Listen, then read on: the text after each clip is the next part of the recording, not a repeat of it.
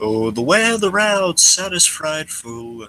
But inside is so delightful. It's Christmas in July. Let's review. Let's review. Let's review. You and me. Season 3.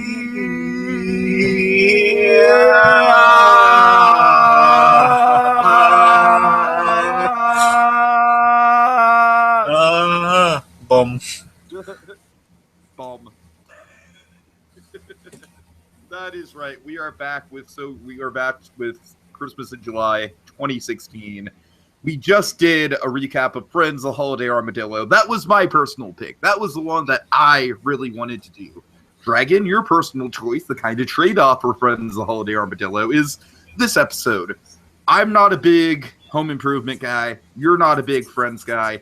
But you know what podcast that we can both agree on? You know what podcast that just gets us an absolute, unanimous approval of how awesome it is? Fat Man on Batman. Yes, but also the Movie Machine Podcast! That's right, folks. Go down to the Movie Machine Podcast. It's what happens when you take 4 funny people and improv a movie based on a random story generator really, really, really fast, featuring Kyle Decker, Ben Lifson, Jacob Gulliver, and a host of others at hotchocolatemedia.net. Check it out. Really good stuff. Really good stuff. Okay, Dragon. So I'm just going to give you my history with Home Improvement. I have nothing against the show, really. I think it's fine. I think it's kind of, in terms of the 90s sitcoms, there's not really a whole hell of a lot that stands out to me about Home Improvement that it did better than a lot of other shows. I mean, obviously, you've got Tim Allen on there, and Tim Allen, of course, he's great. I've got to say, Al, I remember liking Al. I think Al had kind of like a really overbearing plot this episode that I wasn't really crazy about. So I hate that. I hate to tell you this, Dragon, but I'm probably going to be more of a Scrooge about Home Improvement than you were with Friends. Because I was pleasantly surprised by how much you were into Friends. I'll admit. My God. It dawns on me now that Phoebe was the Scrooge of that episode. Oh my God, but we didn't mention it. Yes, and she's a really good Scrooge. I didn't. Darn it! I blame you for that. That was your responsibility. I'm sorry. Yeah, you're absolutely right. Phoebe was the Scrooge of the Holiday Armadillo. Okay. Darn it. Okay.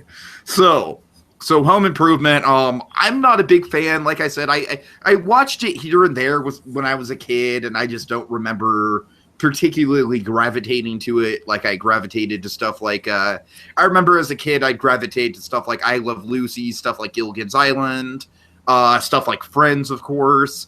But for some reason this never really did it for me. And then of course also Sabrina the Teenage Witch was another one we covered on the same kind of TGIF block.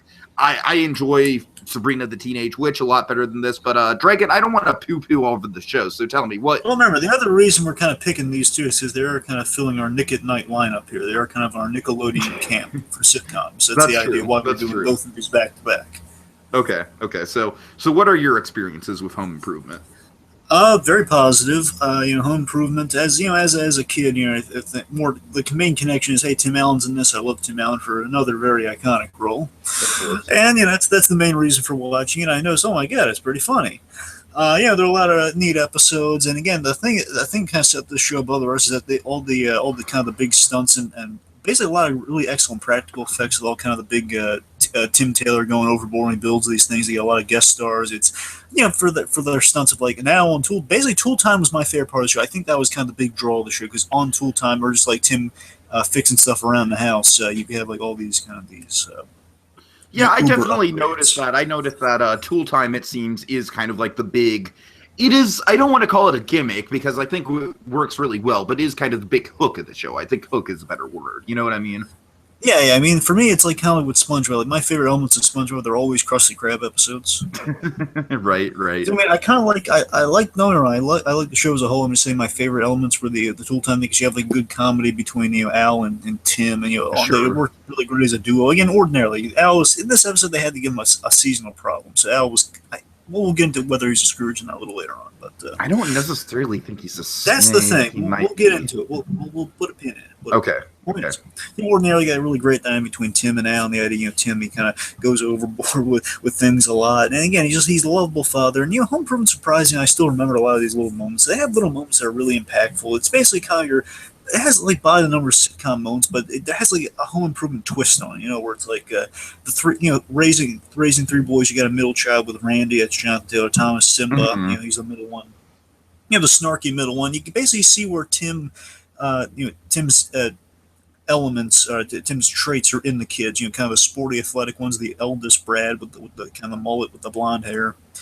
The youngest one is Mark, and the classic idea was like just going to the pilots, okay, and that was pretty much the general formula of the show. Is okay, three brothers, they fight a lot, older jock, kind of snarky middle one, cute, adorable young one that kind of wants to build stuff like dad.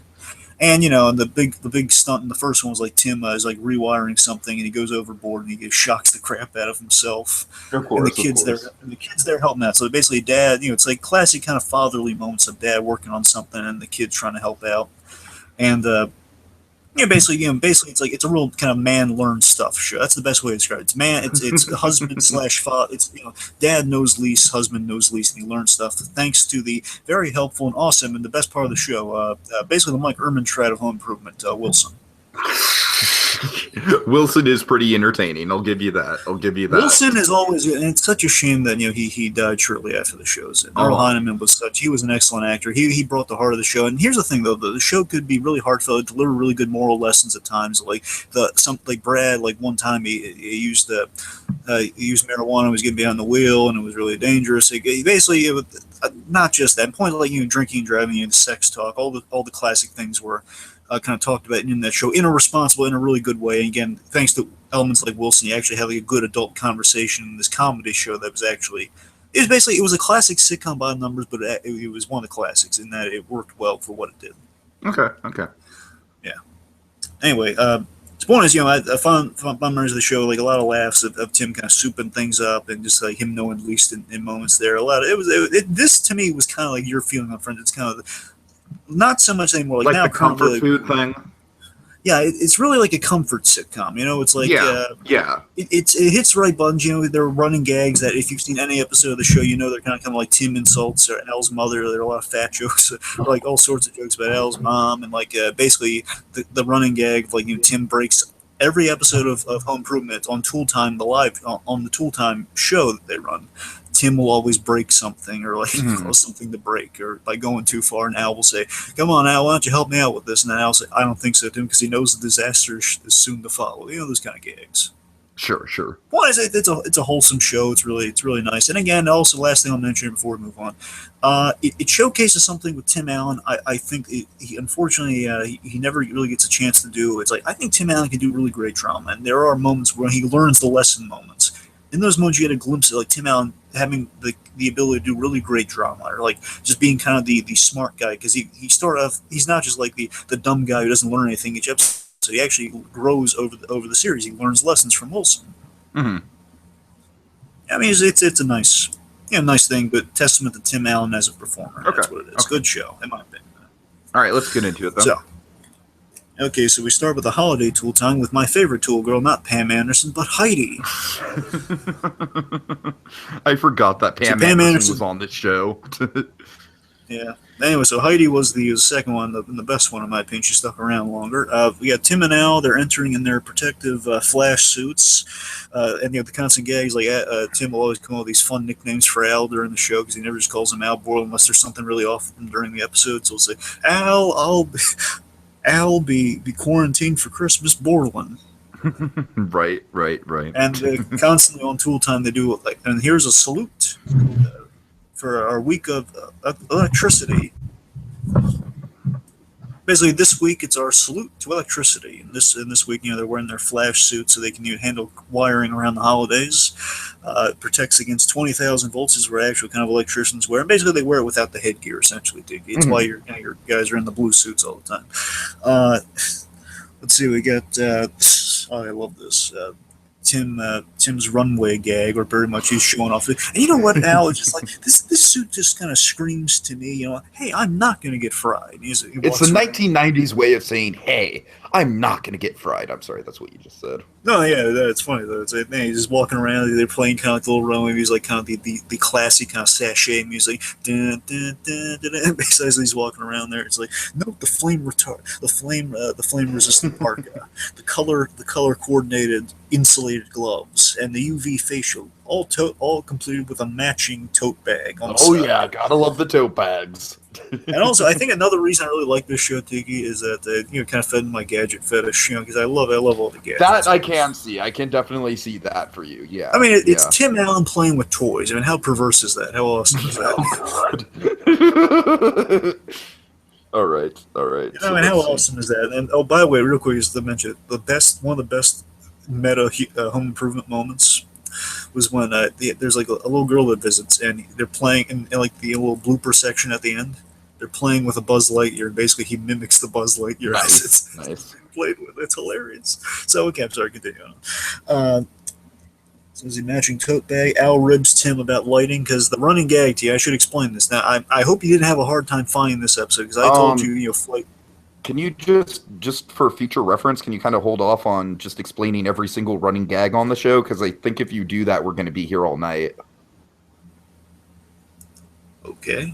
I'm sorry. I'm just saying, like, I'm sure there's a lot of running gags on this show. Okay. Well, anyway, but I'm saying this one is themed for the holiday one, so I should mention this one. Okay. This one is the setup, the whole episode's premise here. This line is that Tim is always in a lighting competition with the neighbor. We're going to mention a little later on, Doc Johnson. So he's always trying to light his house with. Again, he goes the next step to kind of beat the guy by making a super bright house. And Al's just kind of ribbing him here, saying, "Oh yeah, you and your lights, you're gonna go nuts with the lighting this year, aren't you?" Mm-hmm. And also, like the episodes like "Twas the Night," all the Christmas episodes are called "Twas the Something" or other. Yeah, I noticed that. I hope we didn't have a hard time finding this episode. Yeah. Okay, you want to take us through some of this? Oh God, yeah, I guess. So let's see. So Tim mentions using a 500-watt bulb. Mm-hmm. Which Al points out, it can be used to light an airport runway. I mean, that's set up for later on. Right. Yeah, that is set up for later on. You're right.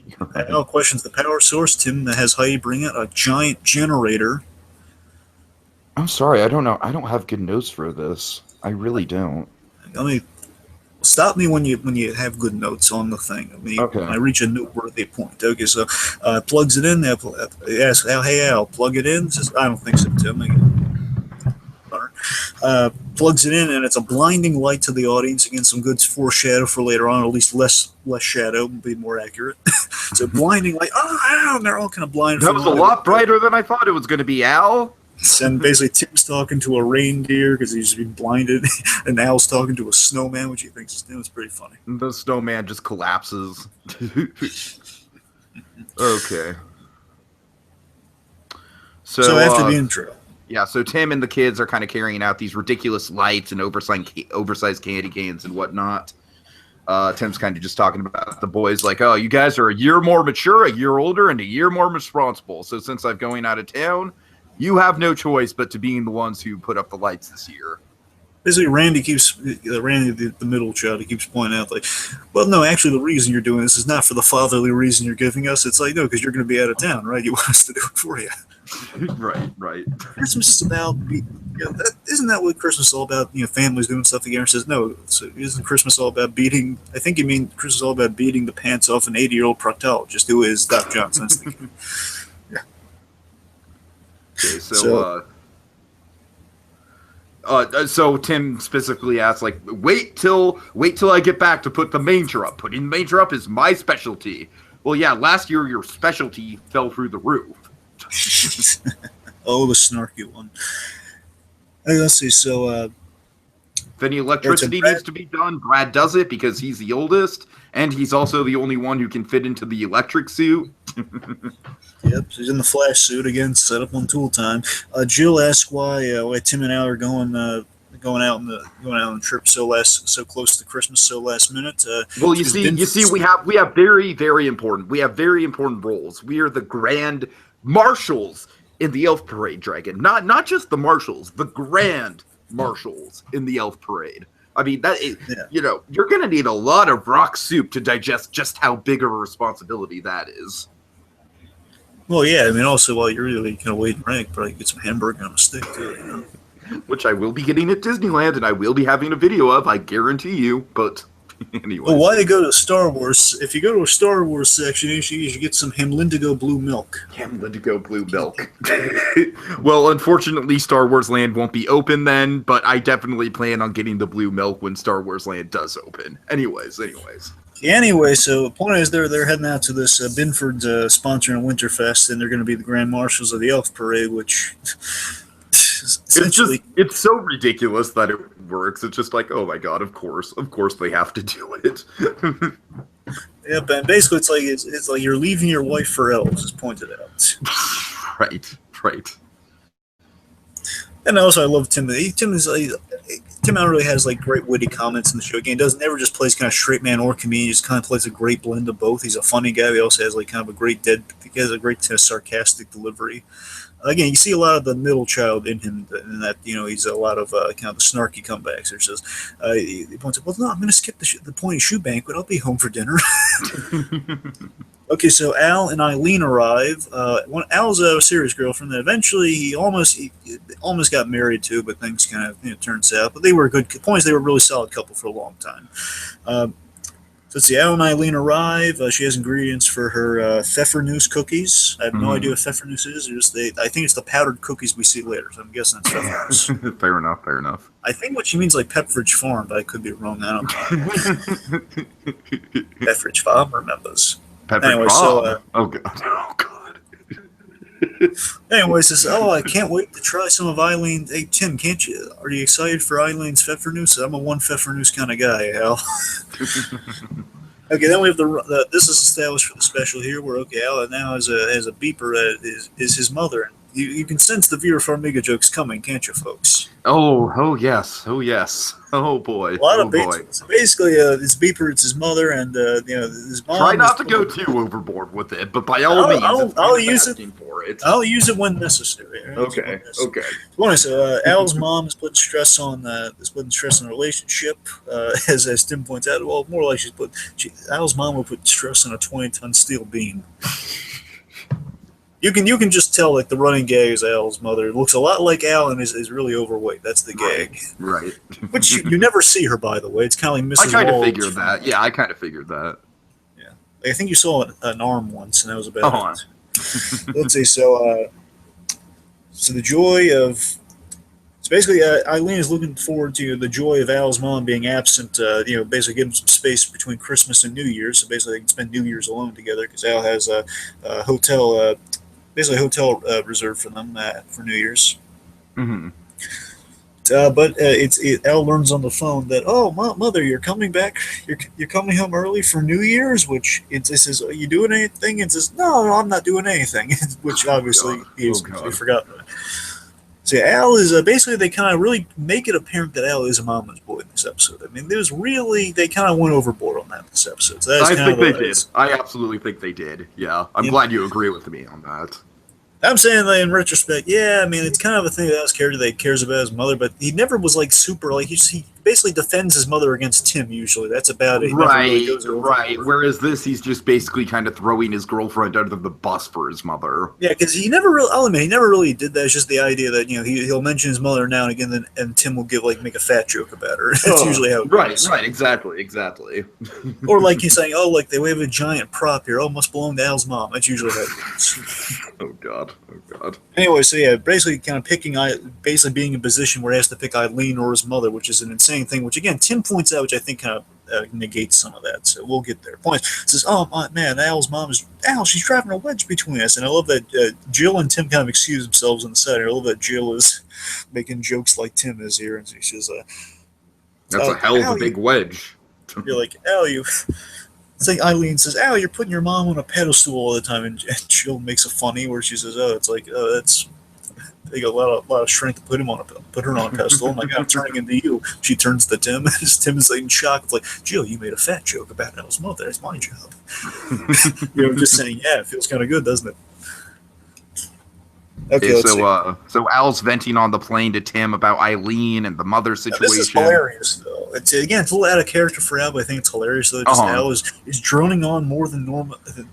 Oh, I suppose mother can be me, but how can I turn my back on the woman who birthed me from her womb? But he's really, really kind of torn up about it. But Tim, so as Al, I'm just glad that I have a friend with a supportive ear with a green olive in it.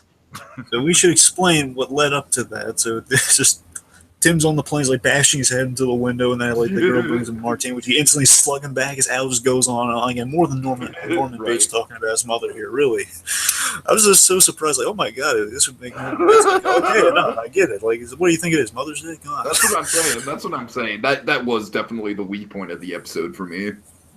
Yeah, but anyway, so the point is, basically, it's forcing Al a dilemma around the holidays. And I usually really like Al too. I remember really liking Al. Like he was one of the funnier elements of the show. So I kind of thought it was a shame that I didn't like his plot line too much. Anyways. I think Al has a really excellent moment. Al and Tim have a really excellent moment towards the third act on the plane, which we'll get to. Okay. It's a really excellent, really meaningful third act moment. But anyway, so before we get there. But yeah, Al also, like, Timmy's like, he had like 2 olives ordered, so basically puts the olives in his ear to kind of block out Al's quote. It's hilarious. Again, Tim Al's is a genius with some of these like little touches, like little background comedy we got going on here. But then Al just keeps going. Then Tim's just like, oh god, maybe the plane will crash. It doesn't crash, but that's the next best thing. Oh god. Okay. Okay, let's see. So Tim's kind of explaining that they need to the gift. One of the reasons why they're going up to Michigan is that Tim's gift to Heidi is up in Michigan. It's the first edition of the Sigmund Freud essays, I believe. Yeah. Which is really cool. Like, that's a really damn good gift, I must say.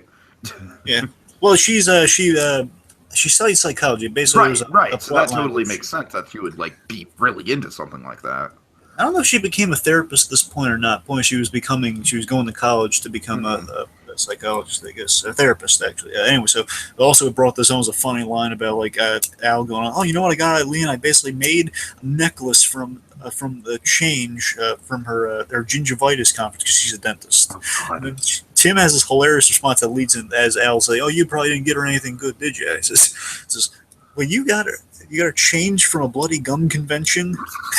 It's better than what I'm sure it's better than what you got. Thinking until the last minute, says no, not this time. Then he talks about like the Freud essay gift. Then they learn that the airport is closed. They want to land. They're supposed to land in. So now they're going to the next available airport, which is Alpinda. Oh god. Something like that. Then here's one of my favorite elements, and this is why I picked out of all the home improvement Christmas specials. I picked this one because aside from I have fond memories of this one, this is the main reason. I love Tom Poston. Yes, he's very funny. Tom Poston is also famous for Mork and Mindy. He was really great on Mork and Mindy. He's great in the show. I mean, you remember him from? He also had you remember the father from Christmas of the Cranks, like the religious father and the priest guy? Vaguely. Yeah, well, we have bad memories associated with Christmas and the Cranks. That's probably why you don't remember. Point is, he's worked with Tim Allen for a long while. So that's probably why he was in that movie because he was in this series a few times, and it's kind of funny. He reappears a few times, and the idea is that all the Tom Postons are related. They're all brothers, and they all work different. Great. Okay. Like one works in a stadium, one works here, one works, I guess, like a little log cabin somewhere. It's pretty funny, like a gas station. Right. So all the Tom Postons are related, and they all give Tim Allen guff in the series. Okay. So let's see. So basically, we have the Tom Poston running gag. I don't know if it started here, but it's continued here. They're basically stuck in this airport terminal, not like Tom Hanks, but like this is Tim Allen stuck in an airport terminal, folks. This is like the terminal on a budget. Yeah, it's not as wide and emotional. It's but, the terminal on a Kevin Smith budget. Basically, I love that the terminal. Sorry, I just got that. It's the terminal. Yes, it's totally the terminal on a Kevin Smith budget. Sorry, that's so accurate and so hilarious. You're welcome. Anyway, so what I love about this feels like so Abbott and Costello. This setup here, basically the wise guy clerk at the airport terminal here. This all kind of feels like so Abbott and Costello. West Coast, those rolling on the floor. Tom Poston here. He uses this great dry delivery. Basically, they want to fly to Ken Ross and they can't till the storm's over. And then Al says it's an emergency. Okay, well the hospital has a helicopter. I'll call them. What's the emergency? He says we're leading an elf parade, and just like he hangs up the phone. Look, do you have like a car rent? Do you have a place where you can rent a car? And then this, I love this gag, Tiki. Just basically Tom Poston, he keeps turning the sign around. Basically. Right. He has Like every occupation comedy. they're looking for. So now Prop it's comedy, I should say. Prop comedy. Yeah. Yes, and this is like car rental desk or something like car rental. We're having a special, and this is the guy that keeps giving like hilarious guff, saying, running a special on convertibles, which who would ride a convertible now? It's 4 degrees. That's I recommend you leave the top up then. Says, what about maps? Well, I could give you a map. I don't think it's going to do much for you because the roads are closed. Then why would you rent this car? I was wondering the same thing. Tom, the lovable Tom. I can't get enough of Tom. Well, do you have any books? Do you have any books in your gift shop? Yes, sir, we do. And the gift shop would be here.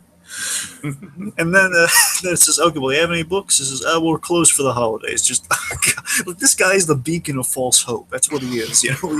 Right. He's like a mirage Superman. It's like, hey, hope. Hey, Superman, can you help me? Can you help catch this falling building? And he just goes up. He's a hologram. Oh no!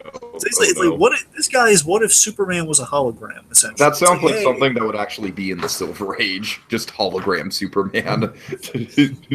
Well, I know about all the robots Superman, but the hologram. Right. Well, actually, on Supergirl we have hologram. Well, then again, it's all Jor-El and all Kryptonian technology is holograms. Anyway, moving on. So where are we next? All right, Tim calls home responsibly. Tells him that he's he's kind of stuck in an airport. He vows that he will not miss Christmas Eve, which is a good thing for his character. He always wants to be home with the family on Christmas Eve. Again, tradition lights up the house, all that sort of stuff. The boys, he says, the boys must.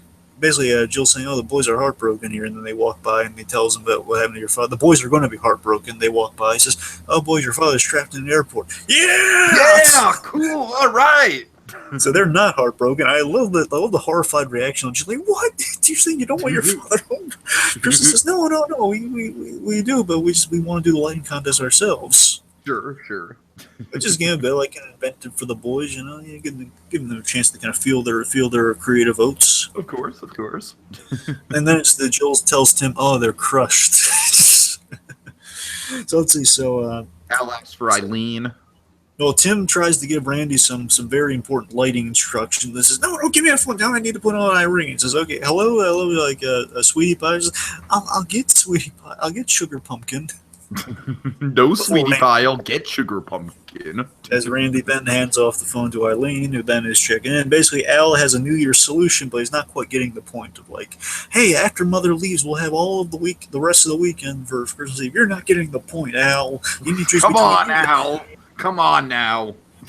Cut the cord. I love this gag where he says, cut the cord, and then Tim freaks out like, no, don't cut the cord. it's just freaking out and this but the extension cord's okay. Just again the conviction that Tim Allen delivers, like, but the extension cord's okay. Right. So basically Eileen issues an ultimatum. Look, Al, it's me or your mother, and then hangs up dramatically. Boom, boom, boom. So Tim looks for a way. Okay, but there's got to be some way. They have snowmobiles. That'd be a good idea if we had any. Well, okay, I have a dog, and my grandson is a sled, but my dog's a poodle. Oh, Again, false hope. Yeah, beacon of false hope, this guy. Hey, I'm saying you should see his other 2 appearances. They're pretty hilarious. Like, one of them actually seems really helpful and awesome until Tim screws up the Super Bowl, and then he gets mad at him. But then also, speaking of false hope there, he's like, oh, good news. The storm let out in Kinross, and the storm let up in Kinross. But bad news, it's getting worse here. So it could be a couple days. It's like, God damn it, you just said good news. You just said the storm was letting up. Come on, man. This guy could give Professor Farnsworth some lessons. Right. So anyway, so it looks like, we're going to have to sleep in an airport. Well, there are hotels in town. Okay, good. But they're all booked up. They were all booked up earlier. Fuck you, man. Screw you. Drew, you're doing this intentionally, aren't you? That's the thing. I love the bizarre kind of nexus of the universe logic of like, yes, you're gonna meet this one guy. He's gonna give you all good news, but then he's gonna take it away like moments later. Just, well, I can rent you a room at my house. It's usually $45 a night, except in snowstorms. It's 200 a night. Yeah. God. Let's see. So I want to talk to the Better Business Bureau. I love this. This is the best gag in the whole thing, Tiki. The best gag. Just again, the way Tim Allen does is just the hesitation because he knows. It's like almost as if he read a page ahead of the script. You know, like, and he says, "I'm gonna like." I think Al says, "I'm gonna talk to the Better Business Bureau," or someone that, or Tim says it. Then this moment of pause goes by. He just turns the sign around himself before he gets a chance to, and it says "Better Business Bureau." It's may I help you? It's just hysterical. This is the reason that Al thinks about moments like this, you know. It's like, but we'll see how it holds up a little later on. He's a great moment coming up. Okay. So, so after the whole Kinross, Al's kind of going off. He's like, "This is the worst Christmas of my life. My relationship is collapsing, and I've cleaned out every bag of cheese pups from these vending machines." Oh yeah, and then Tim sees an old woman. Oh god! Oh, this is great. This is great. This is what I'm talking about. Great comedy. Like there's gonna be Tom posting episodes. This is probably the biggest laugh I got out of the episode personally. See, this is what I'm saying. Every of the 3 episodes Tom Poston appears, and you get great comedy like this, but it's never like within the same vein of comedy. But it's like comedy like this. Okay. Though. It's hilarious. Okay. So Tammy's just getting desperate. And he's like, "Oh, ma'am, you live around here, right? Can we stay at your house? We'll give you money." What's her response? Herbert. And then she walks by our clerk here. What does our clerk say? I don't have it written down. I'm sorry. Go ahead. See you at home, Mom. Oh God. See, there was a motherhood theme here that normally. Yeah, I actually missed that line. I missed that line. So okay. So, I think Nora Bates would say, this I so identify with this Al Born, such a nice boy about his mother. Right. Okay, so following that, the boys put up a clown because they lost a wise man. Oh God! So they're going to be delivering gold, frankincense, and seltzer water. Yep. So let's see. Eileen has cookies made with tears, as Jill warns. Like, have tears in them. Then Salty we have because they've been crying because Eileen's been crying in the batter. Yep. Then we have Wilson, who has a fantastic little cameo here. Good old Wilson. He's his recurring cameo on Home Improvement. Sure. Wilson, he's kind of like he's always kind of the third act, kind of the espousing the lesson of the episode moment. Definitely. Let's see. So Wilson wishes happy holidays, neighborette. I get Erhan. Nice guy. He says he basically airs out, Jill airs out her problems as per usual. Tim's not here; he's stuck in an airport. Eileen's kind of worse for wear. We have the Eileen cutaway to her in the house with the cookies, with the powdered cookies, like she's crying on the hilarious cutaway. Mm-hmm. This is funny. Wilson mentions, we're basically the airport where Tim's stuck in. My friend's a clerk there. Oh God. The idea that Wilson is friends with Tom Poston's character here and is giving Tim all this guff is hilarious. Yeah. So Jill's sad around the holidays here. I mean, she got Tim car tools and this power inverter, which basically allows him to plug tools into the car later. So if it gets steamed during traffic, like any guy does, she'll, any road rage he'll build stuff instead of having road rage. I just love that image of like Tim Allen like building a shelf or something in traffic. Yes. Oh yeah. Okay, let's see. So Wilson himself looks forward to giving. I want to say it's his girlfriend. I know it's not his niece because his niece is Willow. I wanted to make sure of that beforehand. So I know it's not his niece. I forgot who Judith is. I assume Judith's his girlfriend because I think that I'm going to assume girlfriend. Yeah, it doesn't really matter, but I know not to you. No, I'm just saying it doesn't matter within the context of the episode. Yes, you're right. Also does not matter on that, too. Okay, so Wilson looks forward to giving his girlfriend Judith a sweater he knitted himself, that Jill's in awe of. Again, basically, Wilson's a jack of all trades. Because he sheared the sheep and spun the wool himself. And what's for dinner, Tiki? What is for dinner? Lamb chops. Lamb chops. What's the matter, kid? You've never had lamb chops? So tell me, Jill, have the lamb stopped screaming yet? Oh God. Oh God. Anyway, so again, another happy Christmas image. Oh, I sheared this sheep. I fed him. I sheared him, and I turned his wool into a loving Christmas gift. You know what I did? You know what I did next? I served him up for dinner to my lovely other in this world. And also, I killed a Christmas tree that was all happy like a puppy dog. I killed Vera Farmiga's Christmas tree, and I basically, it's a Merry Christmas out. Someone pass the chimp in the tank top, please. Someone. Mhm. Right. So, moving on. Okay. So the clerk has good news. The price has been slashed for back to the $45, which I love. That again. This is my thing. I love about this character, Tim Taylor, is that he picks up on it fast. Which means let me guess, the storm's letting up now. Because again, the guy would try to stymie him that way. Yes, and they get a flight in 15 minutes. He asks if they want flight insurance. They both simultaneously say no. Right. Al on the plane is still making his choice. This is going to lead to our big heartfelt moment here, folks. Okay. It kind of goes by fast, but the context around it I really like is that they're on a plane. Out on the plane, Al is droning on again. His beeper's going off. Are you a doctor? No, he's a mama's boy. It's Tim. Oh God. Oh God. No one does snark better than Tim Allen. I'm going to give him that. No one does snark better than Tim Allen. Tim Allen needs a comeback. We've talked about this before. Yeah, the show he's doing now is not that good. I still want him to do a Tarantino movie. That's what I really want. And again, I told you that one movie is the closest thing he's ever done to a Tarantino movie, where he basically he plays a socially conscious hitman. Right. Okay. Anyways. Anyway, point is, so again, Tim solves Al's problem here, and this again, I love the logic. It shows that again, this pretty kind of simple storytelling here. It says, okay, well, let me solve your problem here. Ever thought of having kids? He says, yes, sure. Well, that's not going to happen with your mother. Again, very good line. And if this was Bates Motel, we could take that line in some dark directions. Yes, we could. But just lives again. You use your imagination, kids. Okay. Anyway, so Al reveals, and this is I think is the emotional moment here. It kind of skirts by, but Al reveals that he guiltily he says, I promised my father before he died to look after Mom. He looked after his mother.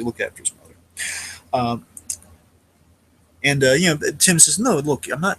No one's asking you to turn your back on your mother. Just go with Eileen.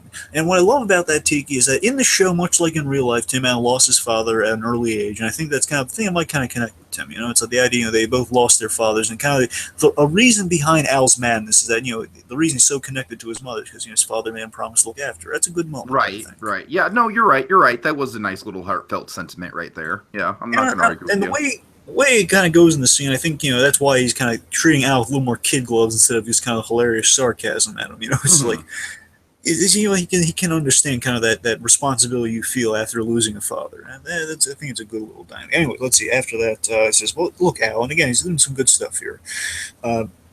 Where he says, "Look, your father would want you to be with Eileen, don't you think? Don't you think he wants you to be happy? And if your father were here right now, what would he say? Stay with your mother. I'm going to the track." But Al then says, "Well, I see your point, though, Tim. You're right. I see your point.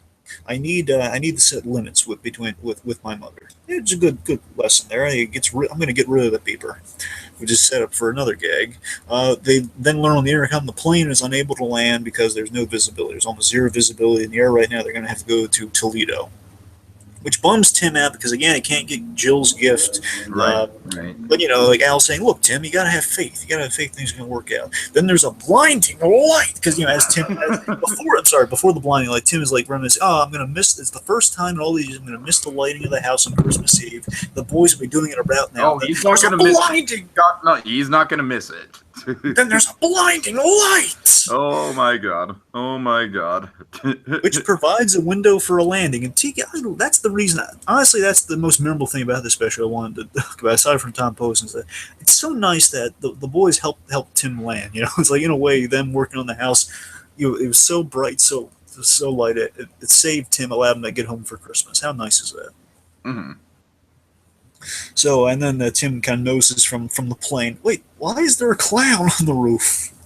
What's that clown doing there?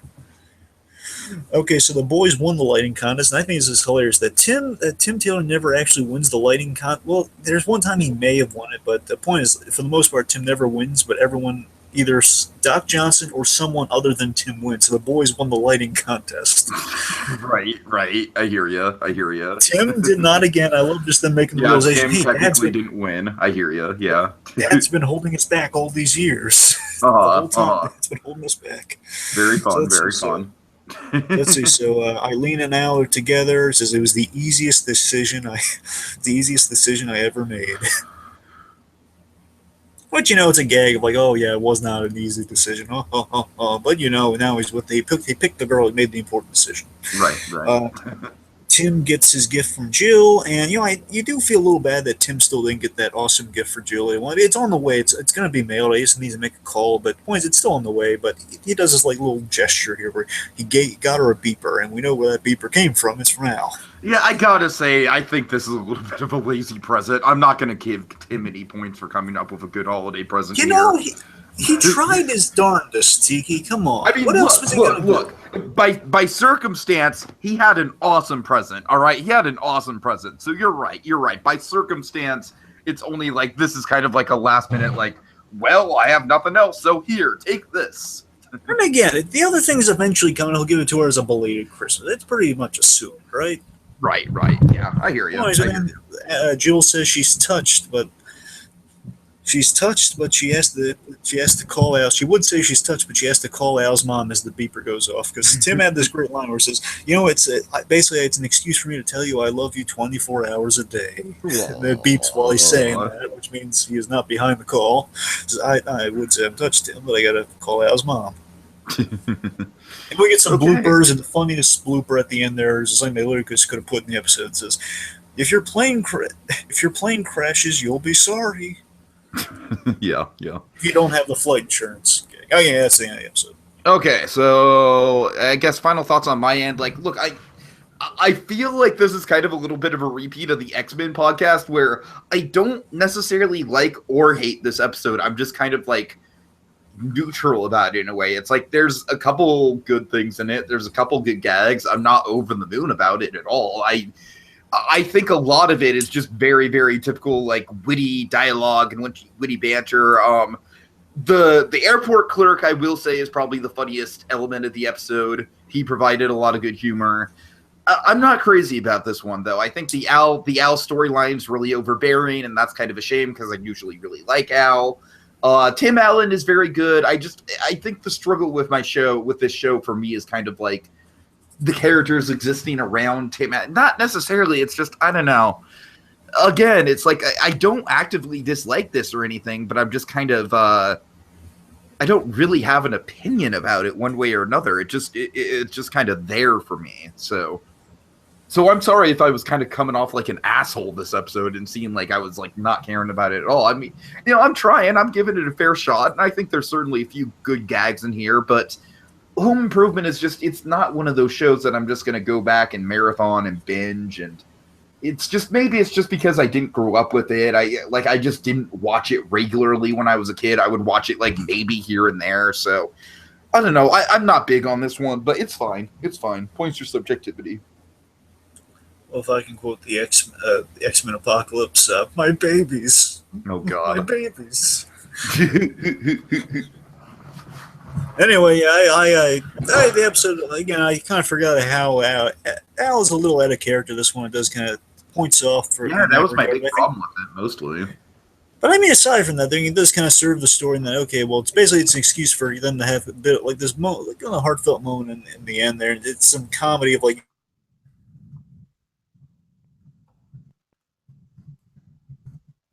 man, we make all the mother jokes kind of connect to like, okay, let's give him an issue around the holidays. It'll relate to the mother, and let's say he's choosing between the girl or the mother. Okay. And again, it's kind of an absurd thing. Obviously, you're going to go with the girl. Why? The mother's always going to be around. What are you doing? Even in Bates Motel, the mother's going to always be around. Always. Always. Yes. That's what I'm saying. So I mean, I just aside from that one, I kind of forgot like how in your face the owl problem was, because it's been a while since I watched this one. But again, Okay, overall, well, I think it's I'm strong. glad that you can at least admit that it was a problem, because yeah, for I me mean, it was yeah, really out of it. I can admit I forgot like how in your face and how like obvious the solution was. Right. I mean, overall, though, I think everything else is pretty strong in it. Tiki. I mean, it's fun holiday special. Again, I think I picked all of them because I think it's nice that the boys actually won the lighting contest for a change. It's kind of a nice solution. Like, okay, well, Tim's not going to be able to get home on time for the holidays. He gets home, he has some great Tom Poston comedy. Again, I think it's hitting all the right spots. Again, Yari Owls is the weak link, but again, I think it's uh, basically our weak elements of. To me, it plays kind of like the few weak elements of the Friends when we talked about, just kind of all uh, connected together in one element with yeah. that's always where I'm at with this. I really like it. It's like an element's a little weak on it, but I think it's really strong. Otherwise, I mean, I'm not saying it's my favorite of anything we've done here. I'm just saying I thought it was solid. I thought it was good. Okay, fair enough. So tropes. Okay, so we have Getting Home for Christmas, which is kind of funny, of course. Getting snowed in at Christmas. Yes. Getting snowed in for Christmas. Yes. Okay. Going to an airport around the holidays. Right, of course. Yeah, decorating light contest between the neighbors, like bitter rivalries with the light contests. Thankfully, far better than Deck the Halls. Far better. Seriously, the two worst Christmas movies ever. Probably Deck the Halls, but I'll tell you the worst one though. Four Christmases. Okay. So many good actors, so much wasted time. Mention of a Christmas parade. Yes. Kind of like someone being overzealous about the lights. Having the best gift ever. Yes. Definitely kind of like the prime gift. Are we gonna say like mother-in-law troubles? Because we did have that thing with Lois's mother and Lois and Clark, so. Yeah, but they're not. They're not. I don't know if they're engaged. I don't think they're engaged. That's true. They're not engaged. I don't know. So. Yeah. Okay. Well, let's just kind of pencil that in. Let's see. Do you think Tom Poston's our Scrooge? What? Do you think Tom Poston is our Scrooge? I think so. Yeah, I think so. I mean, he comes around in the end. He kind of gives him constant he does. He's our vague Scrooge. Vague Scrooge. Vague Scrooge. Vague Scrooge. Oh God. He's our vague Scrooge. Oh God. Okay. Tom Poston's our vague Scrooge. Okay, let's see. Win light contest, it all working out. Holiday advice, thanks to Wilson, getting some advice from a wise sage-like character on the holidays. Christmas cookies. Oh yeah, hell yeah. Getting home in time for the holidays and the gift exchange scene. There we go. Okay. There we go. And that is what we do here, folks. Even if I am a little bit more ambivalent towards the special The Dragon is, we still have the holly jolly spirit. And god damn it, this month is only halfway over. We've still got a lot to go, and that's what we do on Christmas in July. We really like to take the meaty, nice chunks of Christmas goodness, those nice Christmas tropes that you all know and love, and see how these shows really dive into those tropes and really make them special. That's what we do here. Yeah, but Tiki, I know you feel empty inside on this home improvement special. You know what I feel? I feel empty inside for a different reason. I feel empty because we're missing something. We're missing a name for this process. Tiki, fill the void. Would you fill the void? What can we call this process? Just come up with the first thing off the top of your head. Whatever it is. I don't care if it's. I don't care if it's even Hanukkah related. Just give me something, man. Give me something. Randomly, the first thing that comes into my head, very randomly, hand on the Bible. This is completely random. Is putting the mistletoe underneath the microscope. Next time on Christmas in July. La la la la la la la la.